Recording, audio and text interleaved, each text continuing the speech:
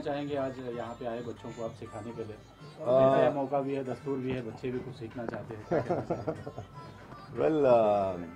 मेरी खुशनसीबी है कि मुझे यहाँ पर बुलाया गया और मैं चाहूँगा कि ऐसे और ओकेजन्स हों जहाँ पर और भी लोगों को जो एक्सपीरियंस लोग हैं इस पर्टिकुलर फील्ड में, डीजेइंग के फील्ड में, उनको बुलाया जाए। इन सब को बहुत इस चीज़ की ज़रूरत है कि यहाँ पर कोई गुरु नहीं है, बहुत कम लोग हैं, गिनती के कम से कम 6 या 7 या 8 लोग होंगे सारे हिंदुस्तान में जो इस प्रोफेशन को का जो झंडा है उसको लहरा रहे हैं।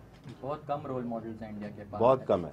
तो ये बहुत ज़रूरी है जो ये कर रहे हैं, लाइव वायर जो कदम उठाया है, ये बहुत ही ज़रूरी था और बहुत अच्छी बात है। मुझे बहुत खुशी हुई कि मुझे इन सारे लोगों के साथ में इंटरेक्ट करने का एक मौका मिला, एक चांस मिला है और मैं चाहूँगा कि मैं और ऐसे अटेंड कर सकूं, ऐसे प्रोग्राम्स और ऐसे क्लासेस जिसमें कि मैं मुझसे कुछ कोई और सीख सके। तो मेरे लिए बहुत बड़ी बात है कि मैं किसी और को कुछ सिखाऊं जो मैं जब इनकी उम्र का था या इनके स्टेज पे था, जो मुझे सीखने को नहीं मिला। तो मुझे इंडिया के बाहर जाना पड़ा और बहुत मुसीबतों से, बहुत स्ट्रगल करके मैं पहुंचा हूँ जहाँ आज मैं खड़ा हूँ। डीजे की अगर बात करें, कितनी मार्केट है बॉलीवुड में या फिर इंडिया में, क्या कहना चाहेंगे? मार्केट मतलब प्लेटफॉर्म कितना बड़ा है डीजे का? फिलहाल जो ये प्लेटफॉर्म है बहुत ही छोटा सा है, बहुत कम है। रिकग्निशन एक डीजे को इतनी नहीं मिली है जितनी कि मिलनी चाहिए। बिकॉज मुझे ये मेरा एक एक्सपीरियंस है कि एक डीजे जो होता है वो हमारी जो संस्कृति, हमारी जो म्यूज़िक है, हिंदुस्तानी म्यूज़िक, उसको प्रमोट करता है सारे दुनिया में। मैं एज अ डीजे अकबर समी पूरी दुनिया घूमता हूँ और हमारी जो म्यूज़िक है उसको प्रमोट करता हूँ। हमारी फिल्मी म्यूज़िक, हमारी जो धार्मिक म्यूज़िक है उसको प्रमोट करता हूँ वहाँ पर। तो वो एक बहुत ही इम्पॉर्टेंट फैक्टर है हमारी इंडस्ट्री के लिए, फिल्म इंडस्ट्री के लिए, हिंदुस्तान के लिए, कि एक आदमी जो है वो सारी दुनिया में, मेरा यूएस टूर होता है हर अगस्त, सितंबर, अक्टूबर, अभी अक्टूबर में मैं जाऊँगा यूएस टूर के लिए। तो हम वहाँ पर इंडिपेंडेंस करते हैं अगस्त में, 15 अगस्त को फ्लैग होस्ट करते हैं वहाँ पर। मेरा पहला ट्रैक होता है वंदे मातरम और वहाँ पर हज़ारों में लोग आते हैं, उनकी आंखों में आंसू रहते हैं बिकॉज वतन से अपने दूर होते हैं वो। तो ये इवेंट पे आते हैं, बॉलीवुड के गाने सुनते हैं और उनको एक ऐसा एहसास होता है कि एक टच होता है हिंदुस्तान से। तो फिलहाल इतना बड़ा प्लेटफॉर्म नहीं दिया गया है बिकॉज प्रॉब्ली मीडिया और जो हमारी इंडस्ट्री है उन्होंने इतना रिकग्निशन नहीं दिया है। लेकिन फिर भी आप देखेंगे आज के हर फिल्म एल्बम के अंदर आप देखोगे कि there will be a remix by DJ so and so. तो है ज़रूर, लेकिन उसको इम्पोर्टेंस और फोर फ्रंट पे नहीं ले आया। और मैं चाहूँगा कि ये बात हो। आपका जो सवाल था बहुत ही प्यारा सवाल है और इसको इम्पोर्टेंस बहुत ज़रूरी है मिलना इन सब के लिए, इन सब के फ्यूचर के लिए। अकबर समी की बात करें इंडिया तो से अगर बाहर से कोई डीजे आता है, उसके होर्डिंग लगते हैं बड़े इंडिया में, 2-6 महीना पहले उसके बुकिंग चालू हो जाती है, करोड़ों अरबों रुपए यहाँ से ले जाया जाता है बाहर। जी, ये चीज अपना जब इंडियन बाहर जाता है जी, तो ये चीजें उनको नहीं मिलती। जी, इसके बारे में क्या कहना चाहेंगे? मेरे ख्याल से हमारे देश में अब इस वक्त फिलहाल ऐसा टैलेंट है जो वो जो लोग बाहर से आकर यहाँ पर परफॉर्म करते हैं उनसे बेटर कर सके। और ये मैं बहुत जी मिलता नहीं इतना यहाँ मिलता नहीं है बिकॉज फिर हम आपकी जो पहला सवाल था उस पर चले जाएंगे कि उसको प्लेटफॉर्म इतना नहीं दिया गया, मीडिया ने उनको इतना इंपॉर्टेंस नहीं दिया। हम फोर फ्रंट में नहीं है डीजेइंग इंडस्ट्री के अंदर। बट सर मीडिया सिर्फ प्रमोट करती है, वो प्लेटफॉर्म देना तो किसी और इंडस्ट्री है ना, इंडस्ट्री भी है, मीडिया भी है। मैं सिर्फ मीडिया को नहीं बोल रहा हूँ सर, हर जो इसका रिस्पॉन्सिबल इंसान है, जो इंडस्ट्री हमारी म्यूजिक इंडस्ट्री है, उनको भी मैं कहूँगा कि प्लीज़ आप अगर उनको अपने एल्बम के अंदर उनके गाने डाल रहे हो और उनका नाम दे रहे हो तो उनको थोड़ा सा और इम्पोर्टेंस दे दीजिए ना, उनको फोर फ्रंट में लाइए। सिर्फ लिखने से एक छोटा सा remix by so and so DJ वो एक कंप्लीशन नहीं होता। एक DJ is an art form like I said before, and it's very important in our country that we must promote this particular art form is because we are talking to the world today and it's a very big thing for India. Akbar समी की बात करें तो बहुत दिनों से खामोश है। वो कहा जाता है कि यूं ही हम जरा खामोश क्या हो गए, लोगों ने फसाने बना। खामोश इस वजह से हो गया था क्योंकि जब मैंने शुरुआत की थी मेरे करियर की और मेरे जो एल्बम, जो मेरा एक ड्रीम था जलवा, उसको रिलीज़ करने के लिए, तो म्यूज़िक इंडस्ट्री को उस वक्त समझ में नहीं आया।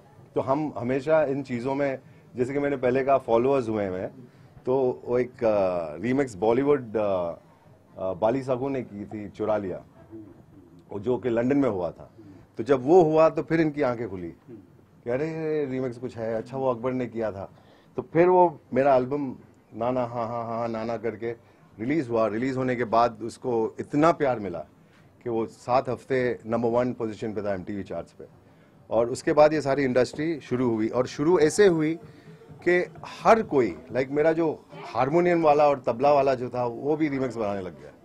तो इस वजह से मैं थोड़ा सा पीछे हट गया, क्योंकि लोग जो इस फॉर्म को नहीं जानते वो इस चीज़ को कर रहे थे, और वो करते करते उन्होंने क्या किया कि अच्छा ट्रैक ठीक नहीं है तो एक काम करते हैं वीडियो बनाते हैं नंगी लड़कियों को लेकर साथ में, तो एटलीस्ट वहाँ पे ध्यान जाएगा तो शायद वो ट्रैक हिट हो जाए।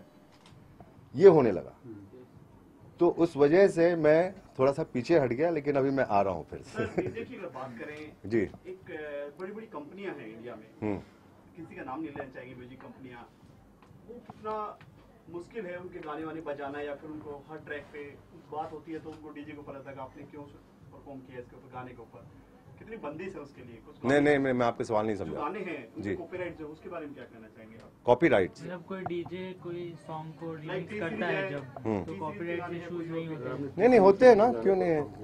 हाँ तो हम राइट्स लेते हैं ना, रॉयल्टी देते हैं, राइट्स लेते हैं उसका। हाँ वैसे ही है। बट यूट्यूब पे बहुत होता है कि कोई भी सॉन्ग्स को रिमिक्स कर दिया जाता है किसी डीजे के द्वारा, तो कॉपीराइट नहीं अभी जो लोग कर रहे हैं वो अपने आप को सेल्फ प्रमोट करने के लिए, फॉर एग्जांपल डीजे बख्तियार है तो उसने अपना एक टैग लगा दिया उसके ऊपर, वो अनऑफिशियल है, वो ऑफिशियल नहीं है। It's not for sale, it's just. क्या होना चाहिए फिर एक परफेक्ट डीजे के लिए आपकी नजर में? क्या मेरे ख्याल से म्यूजिक कंपनी को इस मुद्दे को बहुत ही सीरियसली लेकर उनको टाई अप करना चाहिए इस तरह के इंस्टीट्यूट से, लाइव वायर जैसे इंस्टीट्यूट है उनसे, और उनको ये कहना चाहिए कि अगर आप चाहो और अगर आप समझते हो कि 100 बंदे हैं इन सारों में से 4 या 2 या 3 या 1 जो इस काबिल है कि वो एक जस्टिस कर सके एक रीमिक्स को। रीमिक्स क्या है कि इंडिया में हम लोग ने इसको ये सवाल को अब मैं थोड़ा सा ऑफ जा रहा हूँ कि एक बॉलीवुड जो हिंदुस्तानी एक गाना ले लिया, उस पर वेस्टर्न बीट डाल दिए, उसको रीमिक्स हम बोलते हैं। वो रीमिक्स नहीं है, वैसा नहीं है। आपको जो गाना है उसका जो फैमिली, उसका जो जॉनर है वो समझना बहुत जरूरी है। Can you stop that music?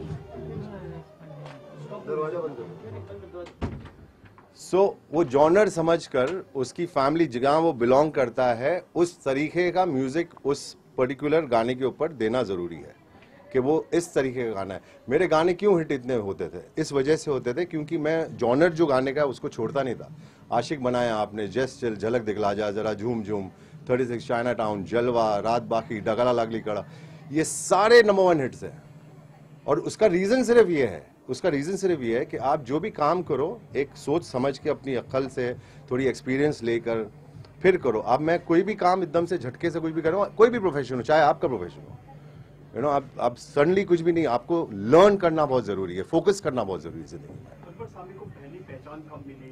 अगर बात करें पहली बार आपको लगा कि डीजे में आना चाहिए? हाँ, मेरे ख्याल से मेजर रिकग्निशन मुझे मेरे एल्बम के बाद मिला, जलवा के बाद। जलवा 1, जलवा 2 जिसमें रात बाकी और जो मराठी गाना था डगाला लागली कड़ा, वो मैंने किया, जो कि रिजेक्ट हो गया था, लेकिन ऑफ द स्टूडियो आवर्स में उस पर काम करता था। और जब वो रिकॉर्डिंग कंपनी वाले लोग ने सुना गाना तो फिर कहा कि अरे वाह, ये क्या चीज़ है, एक नया और उसके बाद मुझे रिकग्निशन मिली। हर किसी को स्ट्रगल करना पड़ता है। जी, अकबर जी को कितना स्ट्रगल करना पड़ा बॉलीवुड? बहुत ज़्यादा, क्योंकि मैंने जब शुरू किया था इतना जो इस तरह का जो मीडिया अभी इस फिलहाल खड़ा है सामने वो नहीं था, इंटरनेट नहीं था, रिकॉर्ड्स पे म्यूज़िक बजती थी, ऐसा सब सीन था, तो बहुत ज़्यादा स्ट्रगल करना पड़ा। अर्जुन जी, आपसे जानना चाहेंगे, बिल्कुल। आप एक स्कूल चलाते हैं डीजे Yes. का, इसी कॉन्सेप्ट कहाँ से दिमाग में आया आपके? ये इंस्टीट्यूट जो है हमने 8 साल पहले स्टार्ट किया। हमने देखा कि जो यंगस्टर्स थे उनको पता नहीं था कैसे अपना करियर स्टार्ट करना चाहिए। म्यूज़िक में बहुत इंटरेस्ट रखते थे पर उनमें अवेयरनेस नहीं थी कि कैसे करें, क्या कोर्स करना चाहिए, कैसे गाइडेंस मिलना चाहिए। तो हमने बहुत अच्छे ट्रेनर्स लेके आए। सर आज जैसे आए हैं वैसे और भी बहुत अच्छे अच्छे ट्रेनर्स यहाँ पे आए, स्टूडेंट्स को उन्होंने गाइड किया और आज हमारे स्टूडेंट्स जो हैं हर जगह पे परफॉर्म कर रहे हैं और अभी हाल ही में हमने बाकी सारी सिटीज़ में भी अपने ब्रांचेस खोले हैं, मुंबई, पुणे, अहमदाबाद, दिल्ली, बेंगलोर, कोलकाता, सभी जगह पे ब्रांचेस खोले हैं। और सर को मैं थैंक यू बोलना चाहूँगा कि आज वो यहाँ पे आए और सब स्टूडेंट्स को इनकरेज करें। Thank you so much sir. It's my pleasure to be here at Live Wires today, and I would definitely be coming often. Thank you so much sir. And very big hand. yes, and I want you guys to learn good, learn more, concentrate, and make sure that most of you get to where you want, where you're supposed to go. So it's a pleasure being here. Thank you. Thank you all you people for supporting this. Without you, we can't go anywhere. So it's I'm very thankful to all of you for having us talk at Live Wires and being here and giving us your time and asking me these kind of questions. And I'm very pleased and thank you very much. Thank you.